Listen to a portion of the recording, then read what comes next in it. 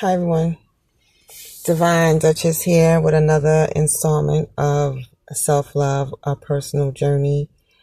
I started this YouTube channel because I have all these things on my heart, and my daughter says to me that you just be talking to yourself all the time, and I don't even know when to answer you. So I figured that, there must be something that I gotta say, and I do have a lot to say. We all have our experiences and we've gone through so much in our lives, and a lot of us hold a lot of wisdom, knowledge, and understanding. And we've gone through our changes through life where we have reached a point, wherever point you are in your life, there is something that you can pass on to the person coming up behind you and to share a little bit of wisdom. And as I'm sitting here, I'm sitting in front of my daughter's school and I'm looking at the kids playing the playground, waiting for her to come out of after school. But, just to see the beginnings of life and to see these little kids and the decisions and the choices that they have to make for themselves as they grow up, and having to decide what's best for them, and facing those life challenges. And when you hope that, you look at these kids and you hope that they're coming from a family that is very supportive and that they're in a good situation and they have everything that they need. But some of these kids probably don't even know where their next meal coming from or where they're sleeping tonight. And I feel for those, for those kids and for those people in that situation. It's hard. But I only say this is because today I was just thinking, and it's not even really, it's about me, but what I'm about to tell you as far as the dream is concerned is not about me, but it is something that has sat with me. I was dating this guy, and I think I never said his name, but I've talked about him before. And I remember one morning we got up on a Sunday and we're sitting there, and he was the type of guy who would have all of these crazy dreams. Like he would say, I dreamt about you, and in a dream he was doing this, and in a dream. And for me, I would never dream about him.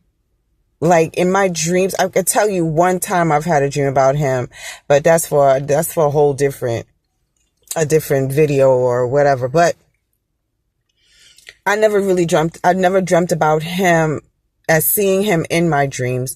I've only just sensed that somewhere in my dream, he was there. But anyway, getting back to his dream. Anyway, we woke up and, we're sitting there in the bed and he's telling me about this dream. So in this dream, he tells me how in the dream we were in a car. And we were on a bridge, and on the bridge were two roads, right? I was driving a car and he was the passenger. So we're sitting there in the car, and in front of us was two roads. One road was rocky and it was filled with dust and dirt. It was black. And this is how he's describing it. The road was rough and all kind of stuff. And then on the other side, he says, was like this green pasture, and it was really nice, and the roads was really smooth, and it was nice. So I'm listening to him tell the dream, and I'm saying to myself at the time, what are crossroads? What does that mean for you? And as he is speaking to me, I can visually see myself and plant myself in his vision. And I could see him opening the door and getting out the car and going in the direction of the rocky road. Because something in me told me that this man was going to make a choice, that we were at a crossroads in our relationship. And we truly were at a crossroads at the time. And he was the one that had gotten the dream because he was the one that was at the crossroads when it came to what he wanted. If he wanted the relationship or whatever, what a relationship we had or whatever it is that we had or whatever life he had, or if he chose to go in a different direction. And life, we are always presented with choices. God always presents us with choices. and we don't know what those choices are going to be when we decide to pick one. And I'm sure when he had that dream, he didn't see it the way I saw it. And if he did see it the way I saw it, I think that if he did, he probably wouldn't have made the decisions and the choices that he did to betray me or do this, hurt me in the way that he did when our relationship ended. But when I was faced in the way, and then I looked at his dream recently, and I don't know why this is popping into my head, but as I'm revisiting this in the dream and he's telling me about this dream, I had to kind of look at it and say, I was in the driver's seat. I was in control of where this relationship was going. And all he kind of had to do was go along for the ride, because when he was talking in my head, I was like, yo, we going over here to this green pasture where the road is nice and smooth, is good. It looks like it's dope over there. But somewhere in my heart, I knew that this man was going to veer off and go in that direction. But it was being that I was in the car, being that I was the one driving like I am now. I'm sitting in my car. I'm sitting in front of the steering wheel. I got my hand on the steering wheel, and the vision of the car. And you know what's crazy? I had this Honda Pilot coming from, and it had the same thing, Bay Ridge. I'm up here in Brooklyn. Bay Ridge Honda Pilot 4-wheel drive. The car that's in front of me right now was a car that I drove off into the sunset when I left that motherfucker. And now I'm sitting in a different car right now. But it's just the synchronicities and the things that's going on around me. And now I realize that even though it was his dream, it was kind of my dream. It made me feel and really think like, yo, I'm in control of this shit. And when that nigga got out that car, I was like, yo, okay, so you got out the car. A bitch is going over to green motherfucking pastures. You understand? And I desire that. That's what I want. I want the green pastures. Who really wants to choose the dark side of shit? And I understand that shit sometimes be tempting. Don't get me wrong. It should be tempting. You want to do that shit over there, and it look good, and it look like, everybody else is getting away with it. You know what I'm saying? Everybody else is coming out clean with it.